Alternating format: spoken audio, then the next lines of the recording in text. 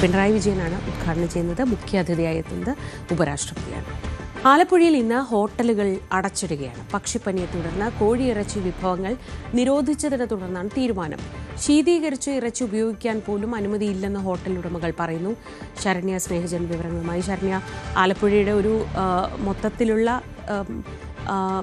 Tourism ഏറ്റവും നന്നായിരിക്കുന്ന ഒരു സമയമാണ്. ഹോട്ടലുകൾക്ക് ഏറ്റവും നല്ല രീതിയിൽ പ്രവർത്തിക്കേണ്ട ഒരു സമയമാണ്. അപ്പോൾ ഉണ്ടാകുന്ന ഈ പ്രതിസന്ധിയെ അവർ കാര്യമായി തന്നെ അവരെ ബാധിച്ചിട്ടുമുണ്ട്.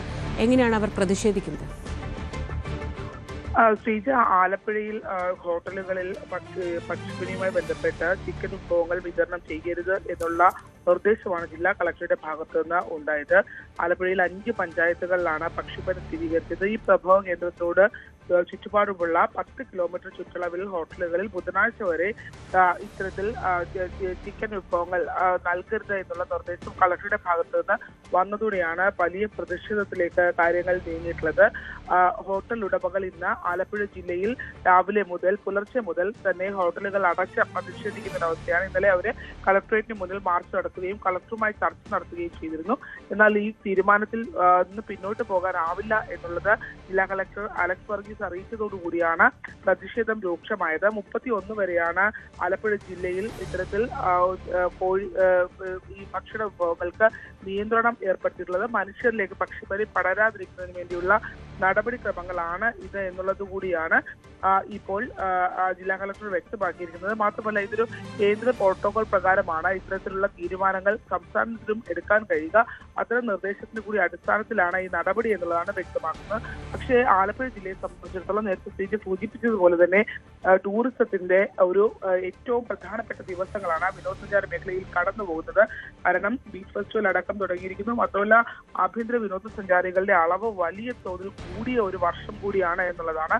അത്തരത്തിൽ നൂറുകണക്കിന് ആയിരക്കണക്കിന് ആളുകളാണ് ആലപ്പുഴ ജില്ലയിൽ വിവിധ ഭാഗങ്ങളിലായി വന്നുകൊണ്ടിരിക്കുന്നത്. അവർക്ക് ഭക്ഷണം അടക്കമുള്ള കാര്യങ്ങൾ വലിയ പ്രതിസന്ധി ഇക്കാര്യത്തിനകത്ത് ഉണ്ടാകും എന്നുള്ളതാണ് യാഥാർത്ഥ്യം. കാരണം ഇത്രയധികം ആളുകൾ വരുന്ന ഒരു ഘട്ടത്തിൽ ഇവരെ ഭക്ഷണം ഉൾപ്പെടെയുള്ള കാര്യങ്ങൾ എവിടെ നിന്ന് എന്നുള്ള ഒരു പ്രതിസന്ധി അനുഭവിക്കാനുള്ള സാഹചര്യമുണ്ട്. പ്രത്യേകിച്ച് ബീച്ച് ഫെസ്റ്റിവൽ അടക്കം നടക്കുന്ന ഇടങ്ങളിലൊക്കെ ആയിരക്കണക്കിന് ആളുകളാണ് ദിവസേന വന്നു പോകുന്നത് പുതുവത്സരാഘോഷങ്ങളുടെ ഭാഗമായി.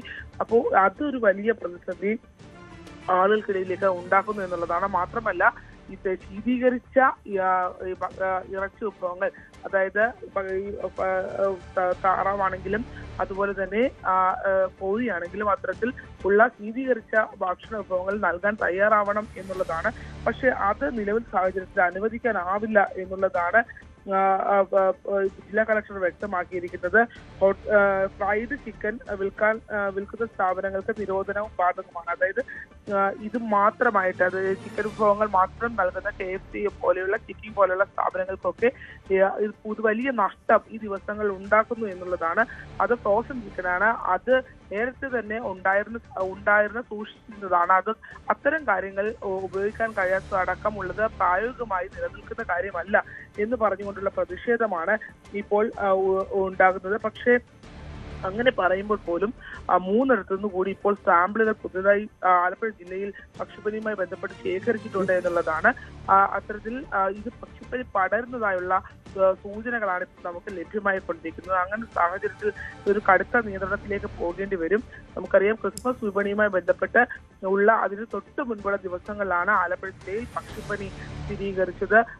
അമ്പലപ്പുഴ അടക്കമുള്ള പഞ്ചായത്തുകൾ, ഹരിപ്പാട് മേഖലകളിലെ പഞ്ചായത്തുകൾ, കുട്ടനാട്, തകഴി മേഖലകളിലൊക്കെയാണ് ഈ പക്ഷിപ്പനി സ്ഥിരീകരിച്ചിരുന്നത്. ആലപ്പുഴ ജില്ലയ്ക്കൊപ്പം തന്നെ കോട്ടയം ജില്ലയിലും നിലവിൽ ഈ പക്ഷിപ്പനി സ്ഥിരീകരിച്ചിട്ടുണ്ടായിരുന്നു.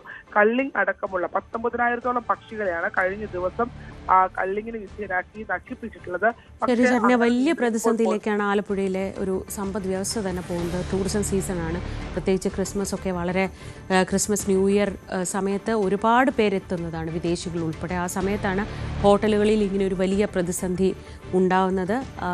കർഷകരും വലിയ പ്രതിസന്ധിയിലും പ്രശ്നത്തിലുമാണ് ഉള്ളത്. നമ്മൾ മുമ്പ് കണ്ടിട്ടുണ്ട് എത്രത്തോളം ഗുരുതരമായി ആലപ്പുഴയെ പക്ഷിപ്പനി ബാധിക്കുമെന്നത്. അതിൻ്റെ ഭാഗമായിട്ടാണ് ഇന്ന് ഈ പ്രതിഷേധം നടക്കുന്നത്. ഇനി മറ്റൊരു